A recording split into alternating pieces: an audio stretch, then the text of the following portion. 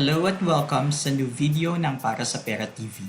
Kung bago ka sa channel na ito, i-click mo na ang subscribe button kasama ang notification bell para maging updated ka sa mga videos namin. Share mo na rin sa mga friends mo para sabay-sabay tayong mag-grow financially. Bago tayo magsimula, bigay muna natin ang mga prizes sa mga kasama nating nanalo from the last video. Ito na ang mga nag-comment sa Rainbow Game video natin at ito na rin ang mga nanalo. You will be contacted immediately for your prizes. Today ay tuturuan ko kayo kung paano mag-cash in, mag-exchange ng PHP to tokens, at mag-send ng tokens outside PDAX. Remember, need na verified ang PDAX account mo to do certain actions sa loob ng platform. Usually, you need a valid ID and billing statements to do the verification. Let's start. To start your cash in, need mong i-click ang Funds para lumabas ang Manage Funds tab. Dito ay makikita mo ang tatlong options, Payment In, Payment Out, at Transfer Funds. Simulan natin sa Payment In. May different options sa funds to cash in. Sa video na ito, ang gagamitin natin ay ang Peso Cash In option. Let's click PHP. Once na-click mo ang PHP, Cash In button will appear. Click mo lang yon. As you can see, there are three options on how to do your cash-in transactions: through online banking, e-wallets, and over-the-counter or OTC. Sa right side naman ay makikita mo ang previous cash-in transactions mo. By the way, we're using the laptop view here ng PDAX, pero you can also have it downloaded as an app sa phone mo. Here are the three options na meron using different methods ng cash-in sa PDAX. Iba-iba ang rates nila, so make sure to read the description ng bawat isa bago nyo gamitin ang option na yun, para hindi na rin kayo magulat sa charges. Meron namang options na free pero minsan kasi unavailable sila. For this video, we'll use the Unionbank Pay Bills option. 10 pesos ang charge nito if you use this option. Kapag na-click mo na ang option na gusto mo, it will ask you for the amount ng cash-in mo at makikita mo naman kung magkano ang convenience fee na i-charge nila sa'yo. For this video, mag-cash-in tayo ng 2,500. Makikita nyo na ang convenience fee ay 10 pesos. Actually, for Unionbank Bills payment option, fixed na 10 pesos ang charge niya, kaya mas preferred ko ito. Yung ibang options kasi percentage yung ginagamit. Yung sa iba, kapag malaki ang cash-in mo, malaki rin ang charges kasi nga percentage ng computation. So, I suggest na maghanap ka ng option na may less charges or kung merong zero charges. For this one, okay na ako sa 10 pesos. Click na natin ang next button. After mo mag-click ang next, makikita mo ang reference number na gagamitin mo to pay for the amount you have indicated, plus the fee. Since Unionbank Pay Bills ang pinili natin, punta na tayo sa ating Unionbank app to pay the bills. Click lang natin ang Pay Bills. Sa Pay Bills option, piliin natin ang Select Biller at hanapin natin si PDAX. Pwedeng i-search mo directly si PDAX. Pwede rin namang mag-scroll ka to look for it.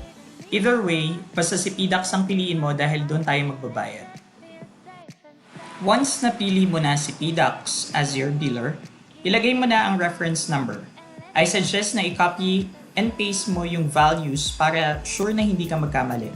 Sa mga gumagamit ng laptop, comment nyo sa baba kung paano nyo nakakopy ang text from your laptop to your cellphone na less hassle. Lagyan nyo rin ng hashtag copy-paste at hashtag PSPTV. Pipili tayo ng maswerteng commenter para manalo ng maliit na gift natin para sa inyong magandang idea. Make sure to input yung total amount na needed.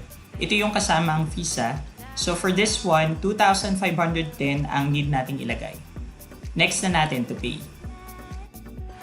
Ito na yung last part before sending yung payment. So make sure tama yung details at kung sure ka naman na, click pay amount.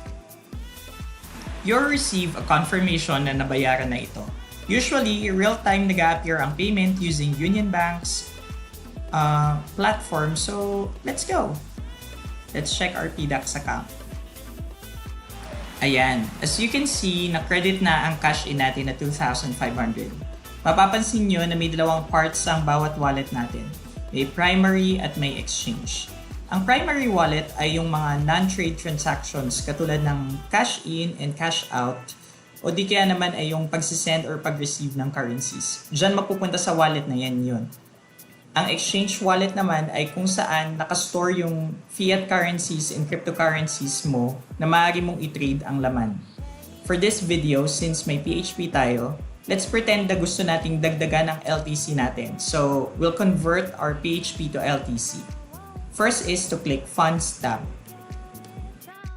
So, Funds tab, choose Transfer Funds. Then, piliin natin yung currency na gusto nating ilipat. So, for this video, ililipat natin yung 2,500 pesos natin from primary wallet to exchange wallet. Sa transfer from, piliin mo yung primary. Sa transfer to naman, piliin mo yung exchange. Tapos, you can type in the value na 2,500 or click 100% para lahat ng laman ng primary wallet ay malipat sa exchange wallet. Then, click the transfer funds button. You'll see na na-execute na ang request kapag lumabas na ang confirmation. Let's go to Trade tab to start converting yung peso natin to LTC. Here's the trade page. On the left side are yung most common cryptocurrencies na ginagamit to convert from peso. Let's look for LTC. There you go, yung highlighted sa left side, LTC to PHP. Sa enter order, click mo yung buy then market to use the current price sa market. Then enter the total amount of LTC na gusto mong ma-acquire. That time, 0.196 ang kayang i-convert sa pera natin. Mga around 2,485 ang amount na yon. Need mong i-consider ang fees when converting para magkasya yung laman ng wallet mo sa conversion. Makikita may 12 pesos na fee sa trade na ito. So, isama mo yun sa computation in creating the trade. Meaning, hindi yung buong 2,500 ang mako-convert natin to LTC. A small amount of it will be used to pay for the conversion fees. Once okay ka na sa amount, click mo na yung place buy order. Makikita mo sa page ang confirmation ng iyong transaction. It will show order submitted. Let's check nga sa ating portfolio. Ayan. As you can see, meron na tayong 0.196 na LTC sa exchange wallet natin. Let's transfer it sa ating primary wallet para pwede na natin itong isend sa LTC address outside of PDAX. Click natin yung funds. Sa funds tab, choose natin uli yung transfer funds. This time around, since yung LTC ang need nating ilipat sa wallet, click natin ang LTC. Sa LTC, let's do the transfer from exchange to primary. Then enter natin yung amount or click 100% para matransfer lahat ng funds. Once done, click na natin yung transfer funds. Ayan. Confirmed na ang transfer funds ng LTC natin sa primary wallet. Ready na tayo to have it transferred to other LTC address outside PDAX. Let's try that. Balik tayo sa Funds tab. From the Funds tab, piliin natin yung Payment Out. Since LTC ang isesend natin outside PDAX, click LTC. You'll see your available balance sa tab na ito. Click mo yung Transfer Out to Wallet button. Sa top part ay ang total balance ng LTC mo. Ang mga kailangan nating information ay yung LTC address ng pagsesenda natin at ang amount na isesend na LTC na isesend natin sa kanila. Be mindful of the fees ha. Makikita mo ang total amount na madededuct sa'yo sa pinakababang bar above the buttons.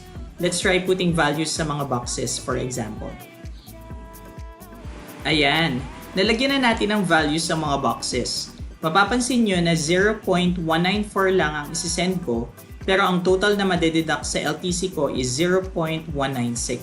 Meaning, may 0.002 LTC na fee, which is roughly around 26 pesos that time.